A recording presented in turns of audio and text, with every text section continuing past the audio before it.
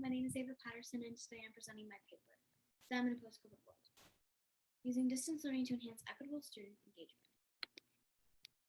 So at the start of 2020, there's a challenge both students and teachers alike were facing. During the nationwide quarantine, many schools went to online learning to teach, and many schools may still retain the option for at least a little while longer.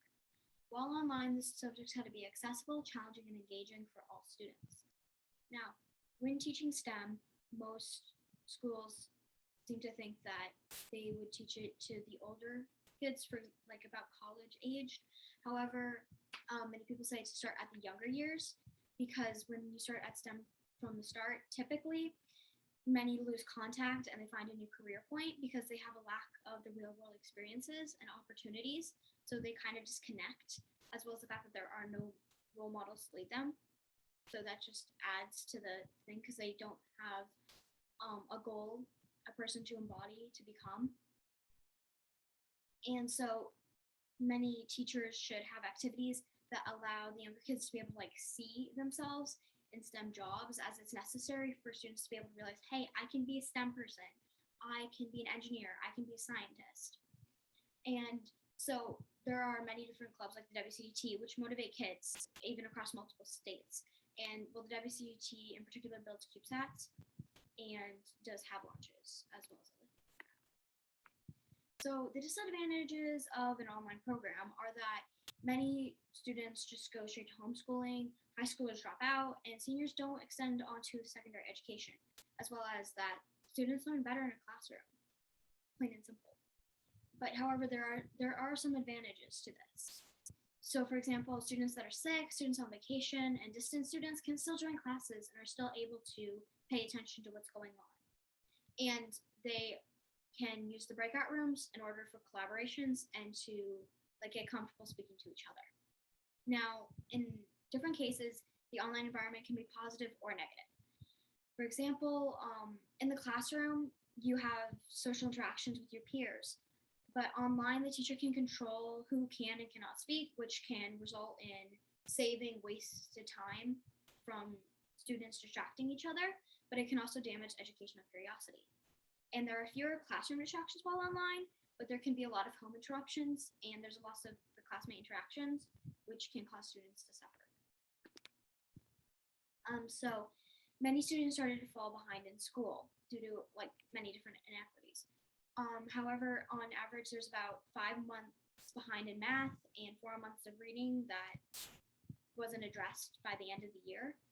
And people's physical, emotional, and mental health worsened because there was no really motivation because they weren't going to play football with their peers. They didn't have teachers telling them to go outside, and they didn't really have parents that were go outside. So because of lack of motivation, they wouldn't go outside, so their physical health worsened. And historically, disadvantaged students were hit hardest by this because they had about 6 months of online material at the end of this, and poor areas had about 7. So the lack of resources across the U.S. is scary for the future of STEM and for the STEM workforce because the students need resources in order to be able to rebuild the STEM pipeline. And virtual teaching can impair learning due to that they're on a computer all day long. So it's not very good for their eyesight or because they're staring at the screen all day, it's not very good for their brain. They can get headaches. And students that need parental assistance might not be able to get that assistance because their parents could be working, trying to provide a living for them and their child. So some students can be able to adapt to that, but not all of them, especially ones that have grown used to asking the teacher for help or asking their parents for help for homework and things like that.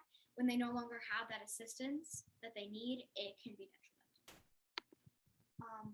So the first group that was able to effectively integrate a virtual secondary option for schooling was college. And during and after the COVID outbreak, the need to keep those options was obvious because, like many people have said, virtual learning offers you more control over your education because you're able to attend classes that you might not be able to if it was physically in person because there might not be enough space in the classroom, but you can attend it virtually. And well known in the state of Florida is FLVS, or Florida Virtual School, which is an asynchronous learning platform for students. So asynchronous is basically when students complete the assignments on their own time, on their own schedule. And on the flip side of that, synchronous is when it's like shared with others. It's live and not necessarily in person because it's online, but it's live with others. And for the students that were doing synchronous learning, they kind of developed a community with their peers because they were having real-time interactions, which is essential and is important for STEM. So virtual learning can be done to methods of comprehension, like how I mentioned earlier, with you're staring at a screen all day. And many teachers had to adjust their teaching methods in order to be able to reach all of their students and will be able to deal with virtual learning. At the start of the pandemic, districts were kind of forced to get away to deliver their information to students, and they had to supply students with technology in order for them to be able to continue their education. And many schools use programs such as Zoom and Google Meet. And for example, in the breakout rooms at Zoom, they were used for collaboration on like projects. And many students stated that they were confident speaking out their ideas to a small group.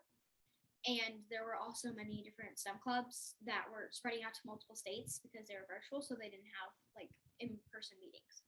For example, the WCDT is one of those. So the WCDT is very active in work, hands-on physical work. For example, high-altitude balloon launches are quite frequent, and they built the YSAT-1, being the first middle school team to launch a CubeSat. And currently, they are working on building the CATSat-1. And they are working on writing future proposals for CubeSats, as well as working on STEM outreach to younger students and older students alike.